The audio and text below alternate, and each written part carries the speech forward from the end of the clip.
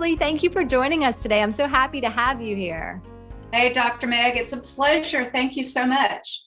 We are talking about something very important, and that is dementia in women, particularly. And this is looming for all of us. We hear so much about dementia and the possibilities, and hearing it's on the rise, and even the label of diabetes type 3, all of these things. But it can be so confusing on what leads to dementia and how this progresses and what we can do. So I'm so glad you're here with your expertise to talk to us about things you can add in and why it comes and what you can do to, put it at bay. And so before we get started, can you just tell us a little bit about you and kind of what led you into this focus? Well, I actually always wanted to be a doctor. I was the nerdy kid in biology class. And once my kids started to leave the nest, college, I thought it was time for me to go back to school. And actually, most of the mentors in my life who are fabulous physicians who think outside the box said, don't go to medical school. You'll be bound. Do something else to help people live a vibrant, healthy, strong life. Be in prevention, not symptom treatment. And so I found the Nutritional Therapy Association and just went from there. I graduated in 2013, and I've taken every class that's offered out there. I just love learning. My mother suffered with Parkinson's disease, diagnosed somewhere in about her early 70s, late 60s, early 70s. Now, dementia is the umbrella that covers Alzheimer's, Parkinson's, Lewy body, ALS.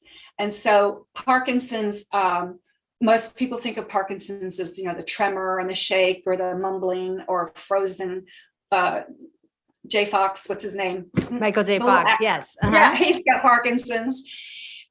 In hindsight, what I've learned is that it's really a gut thing.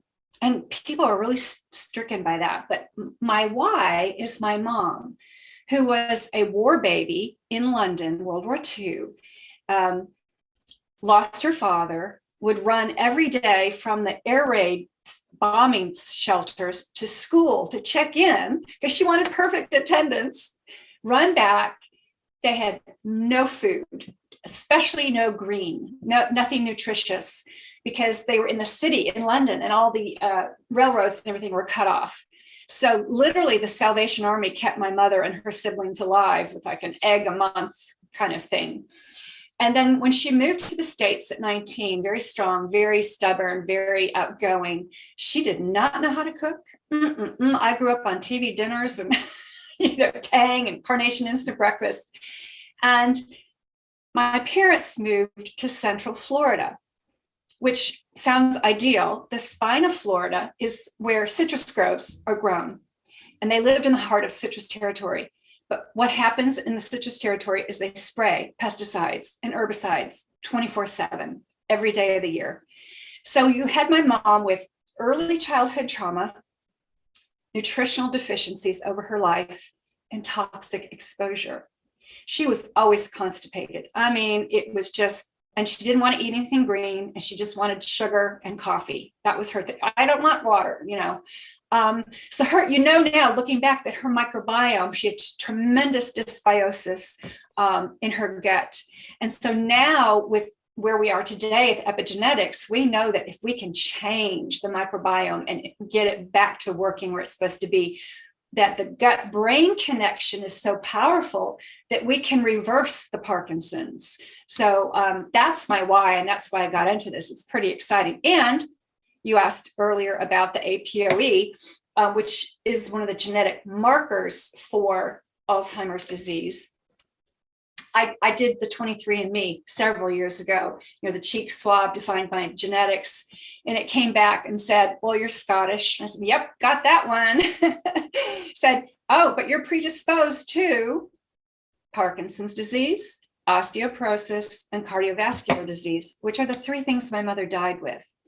So we know through epigenetics that these genetic variations, we don't like to call them mutations, but they're like light switches. We can turn on or off. We can turn them on with poor nutrition and toxic exposure and trauma, head injury, abuse. So we keep those switches off by doing great lifestyle changes through nutrition, through lifestyle movement, and keeping your home clean and no pesticides and things like that.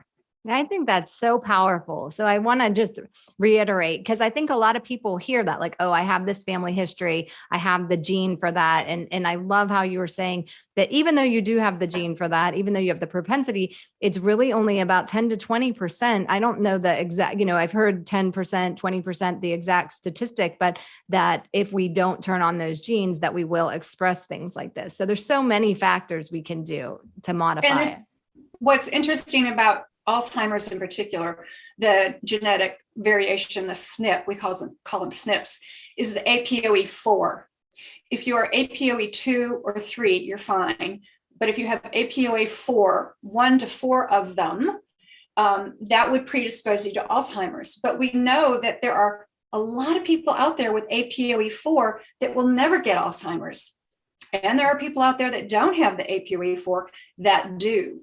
And so we have to look at the big picture of what's going on. And unfortunately, more people are going to die of Alzheimer's than all the cancers combined. It is the fastest growing dilemma for the world, truly. We know that 65% of the people that get Alzheimer's are women. We know that 65% of the caregivers are women. And a lot of it goes to the fact that we've just got wonky hormones sometimes, and women in their 50s or 60s stop hormone treatment, which is unfortunate because testosterone and estrogen are very brain protective. Cholesterol is very brain protective. And we've gotten these mixed messages from poor science that the media or current physicians don't keep up with today's journal published review. We know what's really happening. I'll refer to Dr. Dale Bredesen, who wrote the book, The End of Alzheimer's. And he worked out in California at all the big universities and began to realize there's no one pill. Now, why are we spending all this money to find a pill for Alzheimer's when it could be the trauma in your life? It could be actually a head injury. It's definitely blood sugar issues, like we talked about. It's called, we refer to it as also, diabetes type 3. It's mercury and heavy metal poisoning from your mouth and implants. It's toxic exposure. So he refers to it as having your ceiling, having 36 holes in your ceiling. So you can plug one, but you still got the rest of them leaking, right? Yes. So when a client comes to me, for instance, I have a 70-year-old gentleman from England who has an APOE4. He found me on the RECODE website. And he said, I'm just concerned. I don't have any issues right now. And I said, well, let's run all the tests. Let's look at the markers. Let's look at your inflammation markers. Let's look at your dental history. Let's see how you're eating. That's kind of how we address all of that. But for sure, with women who want to be as strong and vital and bold and beautiful as they age, they need to start being concerned about their blood sugar handling in their 30s and their hormones in their 30s. This is not a disease that sneaks up on you. I mean, it does kind of sneak up on you, but it's kind of like the slow snake, very slowly. And it's not until you're like here and you're wrapped up that you realize you're caught, because it starts so early. It's not something that you just wake up when you're 70 and all of a sudden you've got Alzheimer's.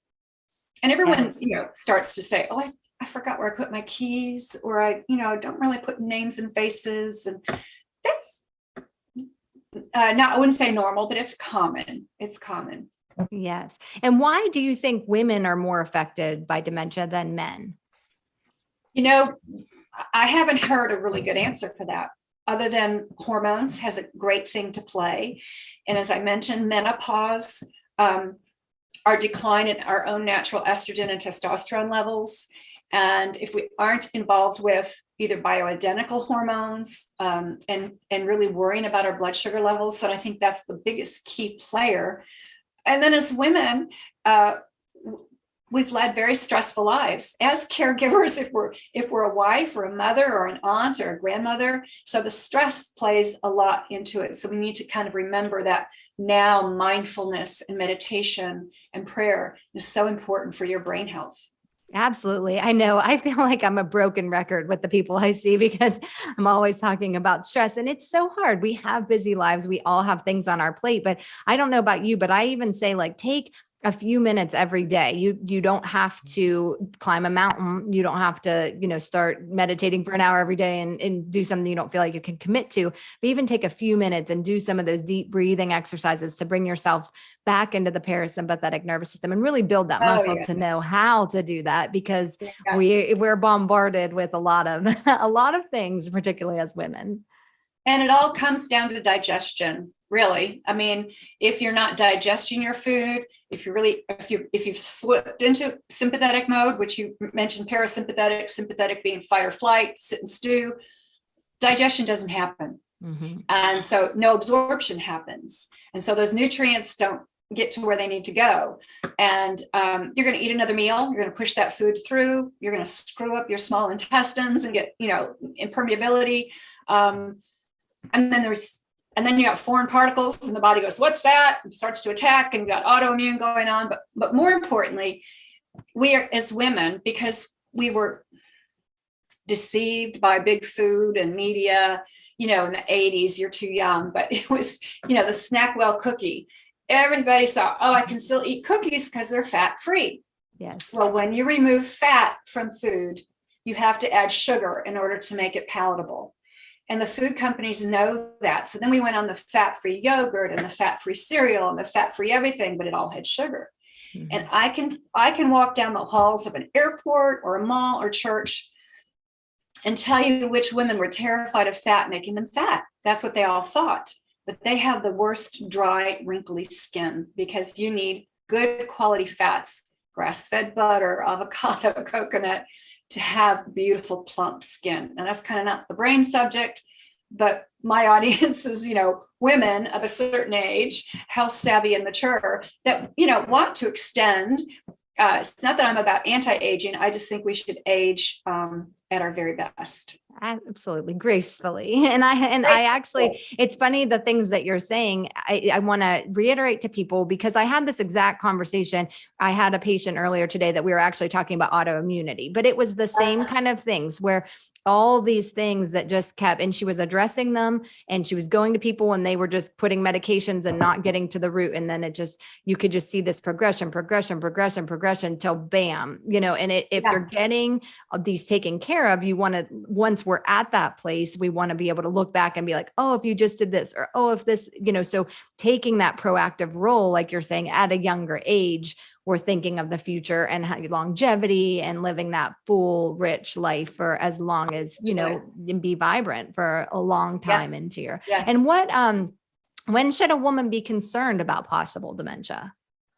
Well, I think that it's really important that, as early as even as 25, but especially from 30 on, that women need to have, I have my Redeeming Wellness custom blood panel.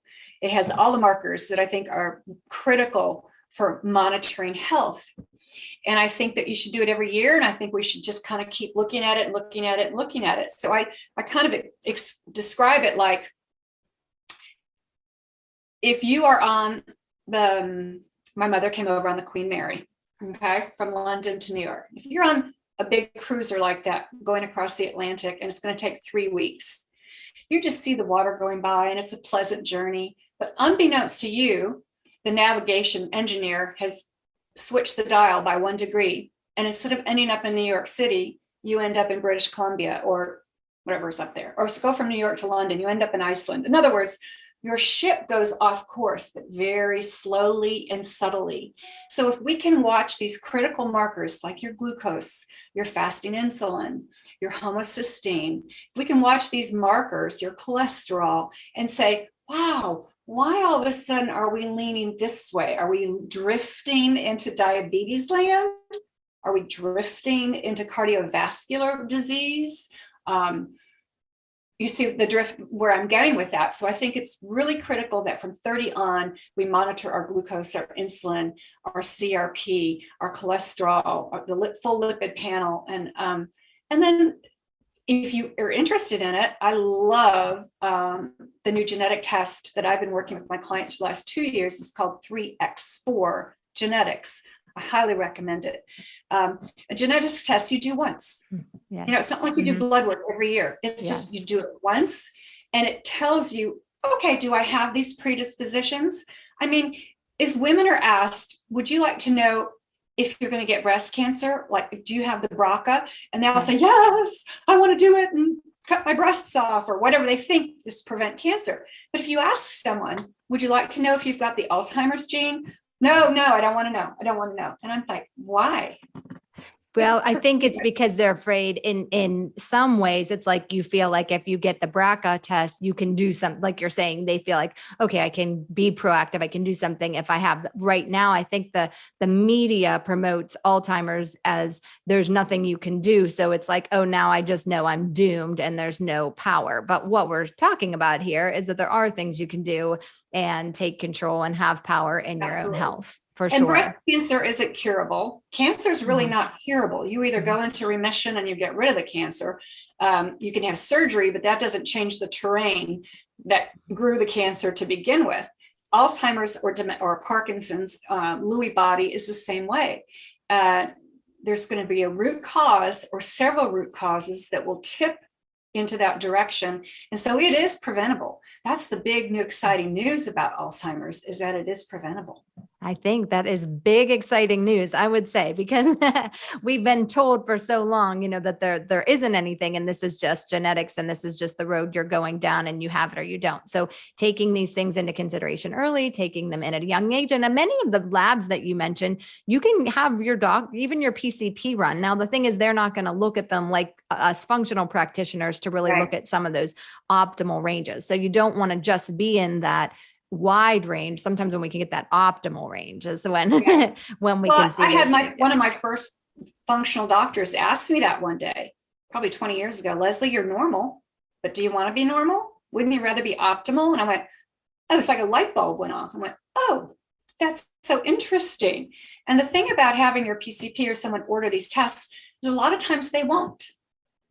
Like I asked for a full thyroid panel, not just the TSH.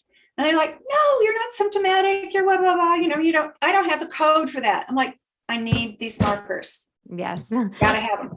Insurance doesn't want to provide vitamin D levels. We need to know your vitamin D levels. It's so imperative. And so that's why I'm privileged to be able to order these labs at very reasonable, inexpensive prices compared to what you would get out in the world. And I always say, bring me your blood work from your OB-GYN or whoever you've got. Let me see what the missing markers are, and I'll just order the missing pieces, which I'm sure you would do too. Yeah, I do that too. I agree. And it's our body. That's a whole nother conversation of empowerment. Whenever I have the same thing when we're collaborating and people are told like, no, you can't have that marker. And it's like, well, this is actually my body, my health. I think that you should be able to ask for what you'd like to see in that. So I think that's a whole another episode we'll have to get into with the control over healthcare. But what nutrition does, like, do you have any nutrition recommendations specifically for brain health? Oh gosh, I wish I had it right here with me. Oh, I do have one of them. Chinese mushrooms. Mushrooms have got so many properties for immunity and adaptogenic and our adrenals and our energy, but there's a really nice combination from Host Defense MycoBotanicals that I personally take because I do carry that predisposition in all of my clients that are concerned of cognition. This actually has the reishi, mycelium ginkgo, and bacopa, lion's mane, gotu-kola, cordyceps. I don't know if you can. Okay. Yeah. And I can link it in the show notes too for everybody. That would be great. That's a great one. The other most important thing too is getting a really quality omega-3 fish oil, but a higher DHA to EPA. And I I don't like to take a lot of pills, and I take a lot of supplements. You can see my desk here, and they're everywhere. But I like a liquid. So I have Wiley's Finest Alaskan fish oil. There's Summit, which has a little lime flavor. I don't think it tastes fishy at all. I just kind of chug a teaspoon every day, but it delivers over 2,100 megs of DHA to the brain. Wow. So Okay. yeah, so fish oil, Chinese mushrooms. Make sure your vitamin D levels are up, whether or not we have to do that with food, mushrooms that we eat.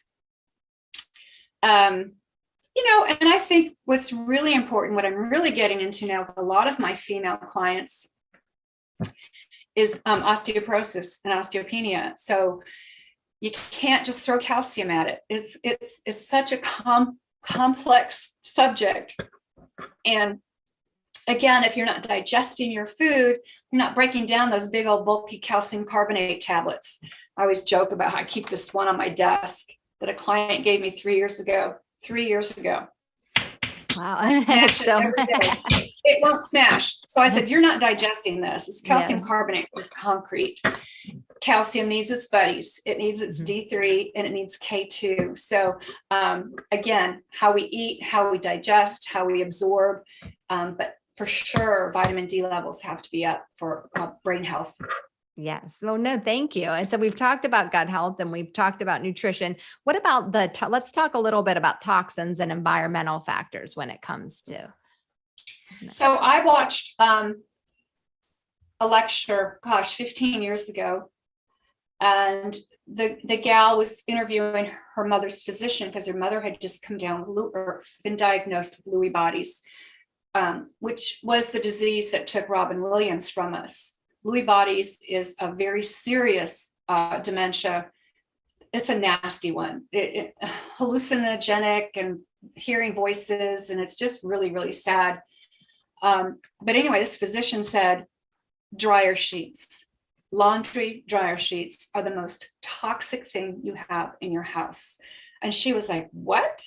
Because under the word fragrance can hide as many as 300 chemicals. And so that was, for me, dryer sheets out the door, dry wool dryer balls and essential oils now for me. The other one, toxin, another client, female, who's darling, whose sister died with Lewy body and Alzheimer's. She had me come and evaluate her house. She loved holiday candles. Okay, there was pumpkin candles at Thanksgiving and the green ones at Christmas and the sweet ones. And I said, you've got to get rid of all these candles. And she was really, I said, burn white candles for, ambiance, for evening around the bathtub, but you cannot have these scents. They're toxic. They're so toxic. And the cleaner you get and the more you detox your system, I can barely walk down the laundry aisle or cleaning aisle at the grocery store because I'm just assaulted by all the fragrances or the Febreze plugins and all that stuff. So there's so many wonderful ways now to have clean, products around the home. Branch Basics is a great cleaning line. And the gals that created that business are fabulous.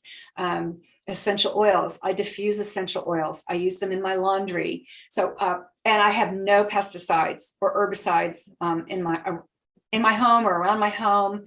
I use a very green mosquito kind of control. But yeah, so those are some of the toxins that are the obvious ones. Not so obvious would be skincare, sunscreen, and especially those sunscreens that spray. That's worse than secondhand smoke. You're asking people to breathe that. So I often have my clients go to ewg.org, the environmental working group, and evaluate their cosmetics or evaluate their sunscreens. The other obvious toxin then comes on our food with the glyphosate, with the Roundup that's been sprayed. It's just so sad that glyphosate, first of all, is a terrible gut disruptor. We just know that it destroys the villi and separates the villi and the small intestine. And we just can't avoid it. It's everywhere. And it's been around for a very, very long time. I actually graduated biology with an emphasis in horticulture and landscape design. and I was in landscape construction. And to buy Roundup back then, you had to have a license. It wasn't in the stores. You had to wear a hazmat suit. It was, and it still is, as dangerous. Yeah. But because of commercial acceptance and the people, and I don't want weeds in my yard, now we know it's just, it's on our wheat, and it's on our corn. It's in every food product. So to eat organic as much as you can is critical. Yes. Yeah. Thank you for all of that advice. I totally agree. And I send a lot of people to that ewg.org Skin Deep site. So if you're listening and you want to check your products, you can go to that site and put in any product you have, and they will rate it. So it's a great resource, and we can link that in the show notes too. So those are all really good things to think about. When I became a cancer coach, and I had several female clients with cancer, you have to detox them too. So that's why I became a beauty counter rep. I do have beauty counter cosmetics and skincare in my practice, just because I have to have one more non-toxic tool to offer them: the essential oils, the skincare, the good food, the clean supplements. Now, don't even get me started on supplements. I have a graveyard over here. My clients bring in their supplements. We go, okay, read the ingredients. What's the first ingredient? Oh, corn oil. What's the second ingredient? Soybean oil. What's the third ingredient? Where's the actual vitamin D? Well, it's the fifth ingredient down. I know. I am also very particular about they're not regulated like, our medication is regulated. So you really need to be careful in what supplements you're taking. They can have great properties, but we need to really watch those. So if you have someone that's listening that says, we kind of got into the APO4 genetics, and we talked about this at the beginning, but if they're worried like, oh, my mom has Alzheimer's, am I going to get it? What advice do you have for these people? Well, first of all, don't panic. Get with a practitioner like yourself or myself, and let's run the genetics, the 23andMe. I think it's $199. That you get raw data with that. It's just raw data. You have to bring it to a practitioner like myself. I upload it into a software machine that then spits out all the SNPs. And then we can say, hey, you do have predisposition to, we might find out it's osteoporosis. We might find out it's something else and not Alzheimer's, but don't panic. Let's be proactive. From there, also, start getting a handle on your blood sugar. Get a good baseline blood panel. Know what your fasting glucose and insulin are. Know what your inflammation markers are, your lipid panel. And let's go from, if there's some tweaking that we need to do, we'll do it there. And so I would say, don't panic. Take a deep breath. Find a functional practitioner, and I highly recommend Max Lugavere's book, Brain Food. Come on, Max. Yeah, David Perlmutter, Brain Maker. And Dr. Bredesen's The End of Alzheimer's. And especially if you have a loved one that you're concerned, like let's say mom doesn't quite, you're not sure, but we're going that way. It's so much easier to make dietary and nutritional changes with a 60-year-old or a 65-year-old, or as opposed to like with my mom, she lived in a different state. And by the time we finally got to the place where we really needed to make dietary changes, she also had to be in assisted living. You can't ask the nurses to not give her pie and ice cream at dessert. She was like, I'm 82. I said, you're right, mom. You're 82. Have the pie and ice cream. I love you. But had this happened at 62, she would have said, I don't want to go this way. Right? So let's be proactive early. And you're right. It's my body. I'm the advocate, and the physician works for me. Exactly. Yes. Well, thank you so much for sharing all this great information with us. And where can people find you? Thank you. I'm redeemingwellness.com, the www.redeemingwellness.com, which redeeming means take back, to redeem. And I have a supplement guide that is designed for skin, brain, and energy. And it's at agelessbeauty.life. That's agelessbeauty.life. Well, thank you, Leslie. And everyone out there listening, know that there are so many things you can do, and start being proactive today. Thank you for joining us. Have a great day.